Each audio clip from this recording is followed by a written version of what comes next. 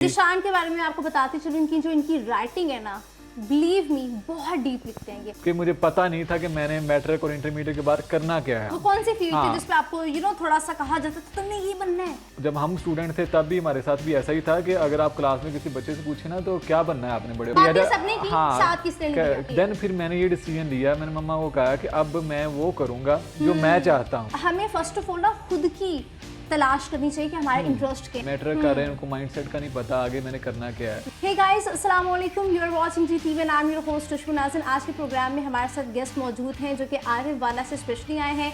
इनकी उम्र 24 years old है, ये ऑथर भी है, ट्रेनर भी हैं और एक स्कूल को एज अ प्रिंसिपल रन कर रहे हैं। तो इनसे पूछते हैं कि इतनी छोटी उम्र में ये इतना सब कुछ कैसे मैनेज कर लेते हैं। मैं आपको मुलाकात करवाने लगी हूँ ज़ीशान नज़ीर से। अस्सलाम वालेकुम। जी वालेकुम सलाम। कैसे हैं आप? अल्लाह का शुक्र, आपने आप कैसी हैं? अल्हम्दुलिल्लाह। First of all thank you so much, आप लाहौर आए हैं हमारे प्रोग्राम में शिरकत करने के लिए। मैं ये जानना चाहती हूँ कि आप फेसबुक पेज ज़ीशान नज़ीर के नाम से रन कर रहे हैं जिसमें आपकी राइटिंग स्किल्स बहुत ज़्यादा जिसे कहते हैं टची होती हैं और एक आम आवाम के जज्बात की अक्कासी करती दिखाई देती हैं। तो कहीं फ्यूचर में खलीलुर रहमान कंवर बनने का इरादा तो नहीं है आपका? नहीं ऐसा है, वो तुम कहने के बहुत एक्स्ट्रा ऑर्डिनरी लिखते हैं, मैं तो उनके आगे कुछ भी नहीं हूँ। बेसिकली ये एक हॉबी या शौक है मेरा।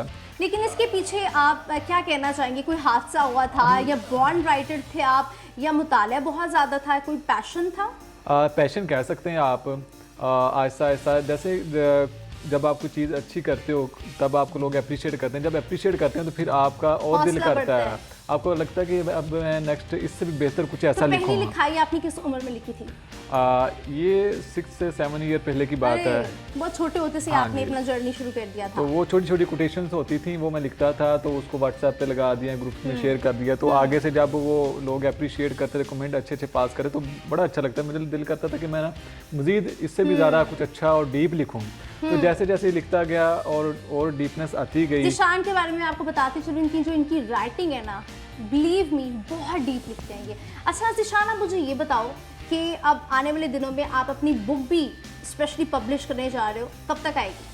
जी ये कोशिश तो मेरी ये है कि विद इन 6 मंथ इस बुक को मैं लॉन्च कर दूं। वो आधी से ज़्यादा तो कंपोज हो चुकी है। और किस किस टॉपिक को जिसे कहते हैं कि कंपाइल करेगी? कौन कौन से लोग इसको पढ़ सकते हैं? इसमें आप स्टूडेंट से लेकर एक प्रोफेशनल लोग जो हैं वो सारे इसको कवर कर सकते हैं। पर्सनल ग्रूमिंग पे है, पर्सनल ग्रूमिंग के अंदर है, लाइफ में मूव ऑन कैसे किया जा सकता है, वो सारे जो टॉपिक्स हैं जो एक छोटे से बच्चे से लेकर बड़े बंदे को वो फेस करने पड़ते हैं, वो सारे इसके अंदर हैं। ये तो हमने इनकी बात कर ली जनाब राइटिंग स्किल्स के बारे में।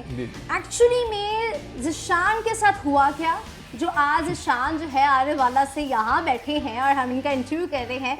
आपकी जो जर्नी है, जो कहते हैं ना हर बंदे का एक ट्रिगर पॉइंट होता है, डार्क साइड होती है, ठीक है ना, जिसके बाद आप जो है वो कैमरे के आगे आ जाते हैं। तो वो जो डार्क साइड थी ना, देखिए इसमें हेजिटेट करने वाली बात नहीं है, वो लोगों से शेयर करें, आप मोटिवेट भी लोगों को करते हैं, ट्रेन भी करते हैं। तो ऐसी किस चीज़ की कमी थी जो आपने बहुत फील की और आपने फिर उसको वर्कआउट किया? मोस्टली तो ऐसे होते हैं, लोगों में ब्रेकअप होते हैं और इस तरह का एक टर्निंग पॉइंट आ जाता है कि लोग अच्छी लाइन की तरफ भी निकल सकते हैं और बुरी लाइन की तरफ बिखर भी सकते हैं, ठीक है। लेकिन मेरी लाइफ में ऐसा कुछ था नहीं, लेकिन ये है कि जो वो इसलिए मैंने किया है कि लोग इसको नेगेटिव ना लेके, शायद इसका भी ब्रेकअप है और इस तरह का सीन हुआ है तो वो इस तरह का हो गया। तो एक्चुअली मसला ये था कि जिस तरह कहते हैं ना जी, फलां का बच्चा ये कर रहा है तो तुम भी यही करो। स्पेशली फैमिलीज के फैमिली रेस होती है कि आपके मामू का बेटा ये कर रहा है तुम भी ये करो। तो हमारे कुछ इस तरह का सीन था कि वो कहते थे वो ऐसा कर रहा है तो तुम भी वैसा करना। वो कौन सी फील्ड थी जिस पे आपको थोड़ा सा कहा जाता था तुमने ये बनना है?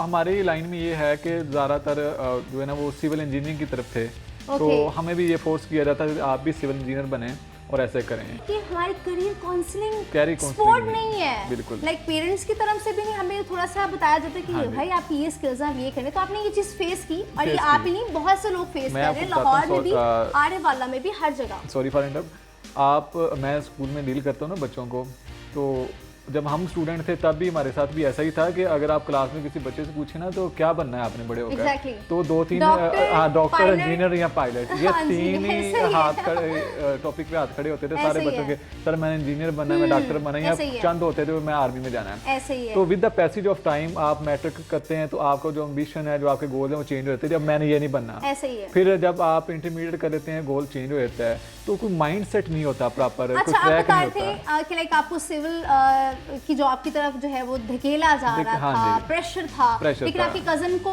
उस तरफ जाने तो दिया लेकिन सपोर्ट नहीं किया, मतलब थोड़ा सा वो- बता हाँ, दीजिए। इस तरह था कि कह दिया बातें सबने की, साथ किसने नहीं रास्ता दिखा दिया है, Exactly. फिर आगे से पिक नहीं किया किसी ने उसको, तो राइट फिर पीछे मैं रेडी था राइट, कि मुझे भी ये चीज़ के दैट लिए was your turning turning point कि आप भी इस तरफ आएँ। Right. तो मैं जिस तरह लोग कह रहे थे मैं कर ही जा रहा, क्योंकि मेरा खुद का कोई माइंड सेट नहीं था। मैं लोगों से पूछता कि यार मैंने मैट्रिक कर लिया है, मैंने मैट्रिक कर लिया, आप आगे मुझे बताएं। जिसने जो बता दिया, मेजर प्रॉब्लम ऑफ स्टूडेंट कि जिसने जो बता दिया वो कर लिया। वो सिविल इंजीनियर वाली लाइन में गया, थोड़े दिन मैंने वहाँ पे क्लासेस ली, नहीं अच्छा लगा, फील ही नहीं आ रहा था कि ये मैं कर आपने सकता स्किप कर दिया। Skip किया। देन फिर उसके बाद आपने Then कहा फिर कि मैंने- और बंदे ने मुझे गाइड किया, वो क्या फिर था? वो कह रहे थे आप डिस्पेंसर कर लें मेडिकल का, तो मैं मेडिकल की तरफ गया हूँ तो वहाँ पे भी नहीं। फिर किसी ने कहा लाले जी की आप ACCA करेंगे तो क्या बात?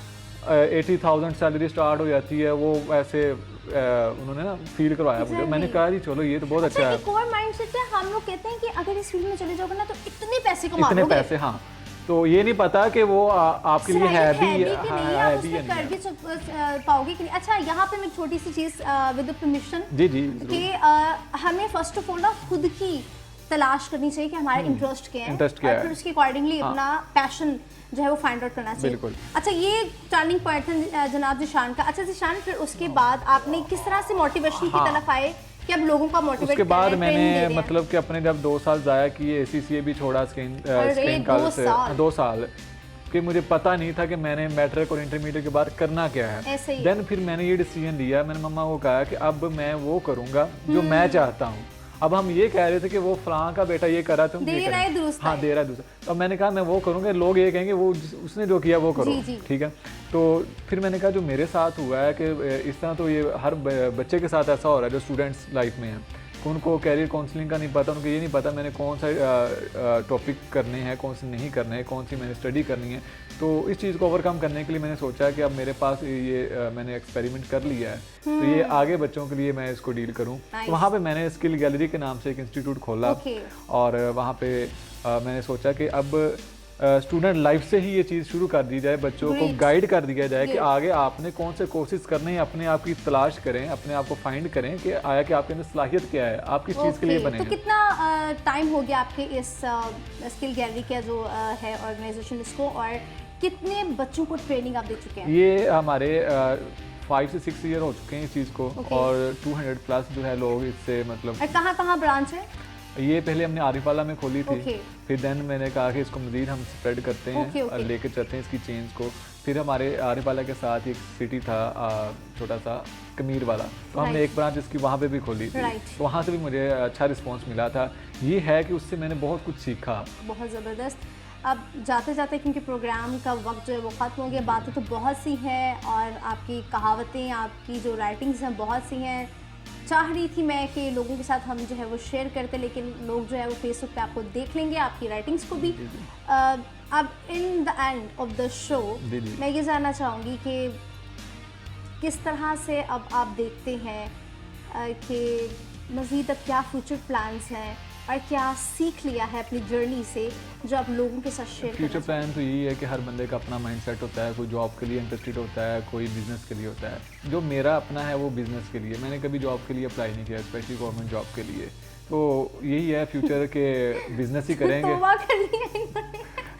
बिजनेस ही करेंगे, क्योंकि जॉब में ये होता है कि आपको एक फिक्स पता चल जाता है मेरी इतनी सैलरी है, फिर आप उस हिसाब से अपने जो एक्सपेंसेस हैं वो क्रिएट कर लेते हैं। तो सैलरी बाद में आती है, पहले वो डिवाइड हो चुकी होती है। तो बिजनेस में जैकपॉट भी होते हैं, अप्स एंड डाउन भी होते हैं, सेविंग भी होती रहती है, तो ये सारा निज़ाम चलता है। तो बस शुरू से बिजनेस माइंड था, तो बिजनेस की तरफ माशाल्लाह अल्लाह ताला ने करम किया हुआ है। मज़ीद यही है कि बिजनेस ही नेक्स्ट करेंगे, कोई जॉब का भी फिलहाल माइंड नहीं है। अच्छा, और क्या सीखा है ये थोड़ा सा बता दें।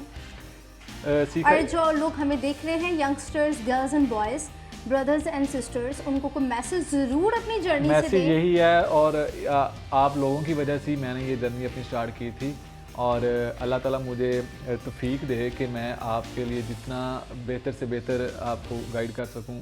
ٹھیک ہے, وہ یہ ہے کہ جو میں نے اپنے 2 سال ضائع کی, بہت سے بچوں کے اس طرح سال ضائع ہو رہے ہیں. میٹرک کر رہے ہیں ان کو مائنڈ سیٹ کا نہیں پتہ آگے میں نے کرنا کیا ہے. جو انٹرمیڈیٹ کر رہے ہیں ان کو نہیں پتہ آگے کیا کرنا ہے. یونیورسٹی میں لوگ 4 سال کا BS کرتے ہیں, 4 سال کا BS کرنے کے بعد ڈگری لے کر ہاتھ میں مارکیٹ میں بے روزگار پھرے ہیں. وجہ یہ ہے کہ انہوں نے کچھ لرن نہیں کیا, صرف تھیوری ہے, ان کے پاس پریکٹیکلی کچھ بھی نہیں ہے. 4 سال ڈگری لینے کے بعد پھر 2 سال وہ انٹرنشپ کرتے ہیں, دفتر میں کسی کے کام کرتے ہیں, پھر ان کو کچھ آتا ہے, 6-7 سال وہ ضائع کر دیتے ہیں, پھر ان کے پاس اسٹیمنا نہیں ہوتا, پھر شادی کی عمر ہو جاتی ہے, ذمہ داری آ جاتی ہیں, تو وہ اتنا پھر آگے موو آن نہیں کر سکتے. میں یہی کہوں گا آپ اپنی یہ اسٹڈی دور کے اندر ہی اپنا ایک گول سیٹ کریں, پھر اس ٹریک کو فالو کریں, چاہے جتنا بھی آپ کو مشکل آ رہی ہے لیکن ایک ٹریک پہ.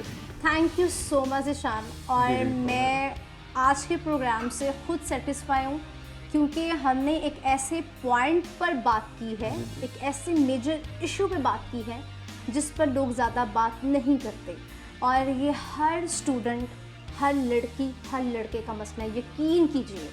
Thank you so much once again. آپ اسپیشلی آنے والا سے لاہور آئے اور بہت بہت شکریہ آپ کا.